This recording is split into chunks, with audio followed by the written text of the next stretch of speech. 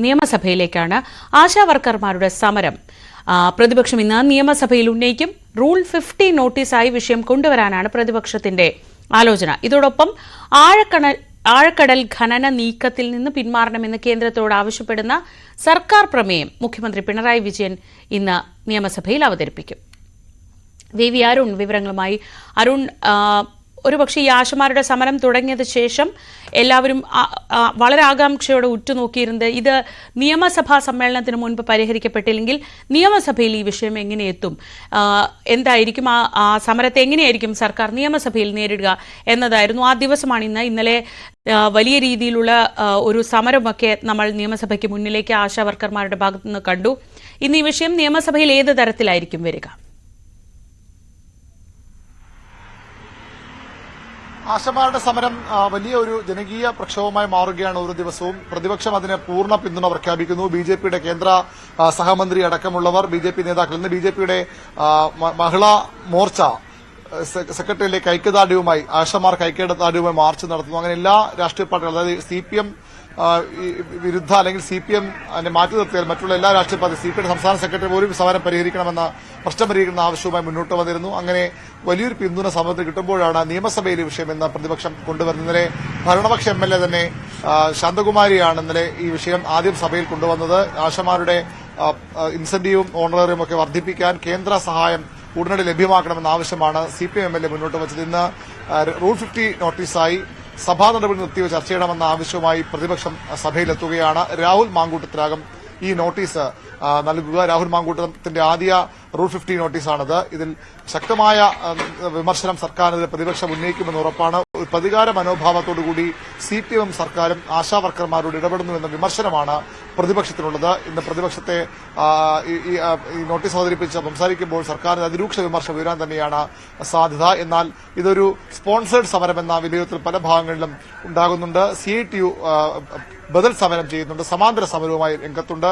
കേന്ദ്രമാണ് ഈ പൈസ നൽകേണ്ടത്, കേന്ദ്രമാണ് ആശമാർക്കുള്ള ഇൻസെന്റീവ് അടക്കമുള്ള കാര്യങ്ങളിൽ സഹായം നൽകാൻ 100 കോടി രൂപ ഇനിയും കേന്ദ്രം നൽകാനുണ്ട്. അതാണ് പ്രതിസന്ധി കാരണം. എന്നിട്ടും സർക്കാർ രാജ്യത്ത് മറ്റൊരിടത്തും ഇല്ലാത്ത തരത്തിൽ ആശമാർക്ക് വേതനം നൽകുന്നുവെന്ന വിലയിരുത്തലാണ് ആരോഗ്യമന്ത്രി അടക്കമുള്ള സർക്കാരിന്റെ ഭാഗത്തുനിന്ന് ഉണ്ടാകുന്നത്. വിഷയം സഭയിൽ വരുമ്പോഴും അതേ നിലപാടാകും സർക്കാർ സ്വീകരിക്കുമെങ്കിൽ സഭയിൽ അതൊരു സംഘർഷാത്മകമായ അന്തരീക്ഷത്തിലേക്ക് കാര്യങ്ങൾ എത്തിക്കുമെന്ന് ഉറപ്പാണ്. അരുൺ, ഇന്ന് നിയമസഭയിൽ മറ്റൊരു പ്രധാനപ്പെട്ട നടപടി സർക്കാരിന്റെ ഭാഗത്തു നിന്നാണ്. അത് ആഴക്കടൽ ഖനന നീക്കത്തിൽ നിന്ന് പിന്മാറണമെന്നുള്ള ആവശ്യമാണ്. അത് ഒരു പ്രമേയമായി തന്നെ അവതരിപ്പിക്കും. അത് ഏത് ഘട്ടത്തിലായിരിക്കും വരിക? അതിന് ഒരു പ്രതിപക്ഷത്തു നിന്നൊരു പിന്തുണ സർക്കാർ പ്രതീക്ഷിക്കുന്നുണ്ടോ? ശൂന്യവേളയിലാകും സർക്കാർ പ്രമേയം. ചട്ടം 118 സർക്കാർ പ്രമേയം ആഴക്കടൽ ഖനന വിഷയത്തിൽ മുഖ്യമന്ത്രി പിണറായി വിജയൻ സഭയിൽ അവതരിപ്പിക്കുക.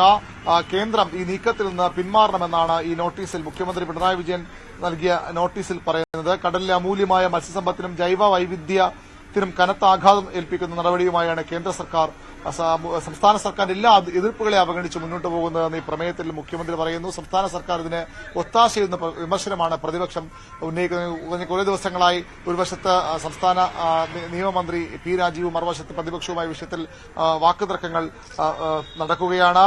എന്നാൽ സംസ്ഥാനം പലതവണ എതിർത്തു, 3 തവണ കത്തയച്ചു. നേരത്തെ തന്നെ വ്യവസായ മന്ത്രി P രാജീവ് വ്യക്തമാക്കിയിരുന്നു. എങ്കിലും പ്രതിപക്ഷം സർക്കാരിനെതിരെ കൂടി വിഷയത്തിൽ നിലപാടെടുക്കുന്നു, സംസ്ഥാന സർക്കാരിനെതിരെ കൂടി നിലപാടെടുക്കുന്നു.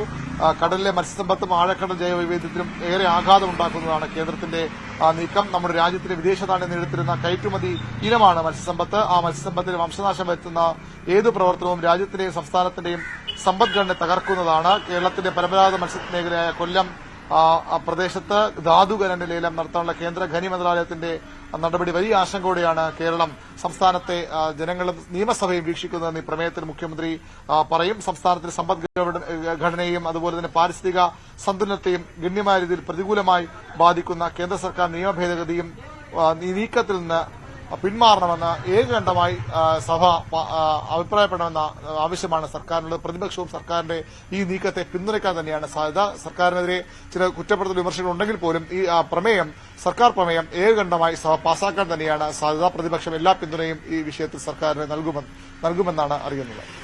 PV അരുണാണ് വിവരങ്ങൾ നൽകിയത്. നിയമസഭയിൽ ഇന്നത്തെ ദിവസം ഏറ്റവും പ്രധാനപ്പെട്ട കാര്യം ആശമാരുടെ സമരം ഒരു റൂൾ 50 നോട്ടീസായി അവതരിപ്പിക്കാൻ പ്രതിപക്ഷം ആലോചിക്കുന്നു. നേരത്തെ ഈ വിഷയത്തിൽ പല വിവരങ്ങളും പുറത്തു വന്നിട്ടുണ്ട്. നിയമസഭയിൽ എളമരം കരീം തന്നെ ഈ ആശമാരുടെ ഓണറേറിയം വർദ്ധിപ്പിക്കണമെന്നാവശ്യപ്പെട്ട് നൽകിയ ചോദ്യത്തിന് മറുപടി അല്ലെങ്കിൽ അങ്ങനെ ഒരു ആവശ്യം ഉന്നയിച്ച അതൊക്കെ ഇപ്പോൾ ഈയിടെയായി പുറത്തു വരുന്നുണ്ട്. അപ്പോൾ ഇന്നത്തെ ദിവസം എങ്ങനെയാണ് സർക്കാർ ഈ വിഷയത്തെ പ്രതിരോധിക്കാൻ പോകുന്നത് എന്ന് നമുക്ക് ആകാംക്ഷയോടെ തന്നെ കാത്തുനിന്ന് കാണാം. ഇതോടൊപ്പമാണ് സർക്കാരിന്റെ ഭാഗത്തുനിന്നുള്ള ശക്തമായ പ്രതിഷേധം, ആഴക്കടൽ ഖനനത്തിൽ ഉള്ള പ്രതിഷേധം കേന്ദ്ര സർക്കാരിനെ അറിയിക്കാനുള്ള സർക്കാർ നീക്കവും. മറ്റൊരു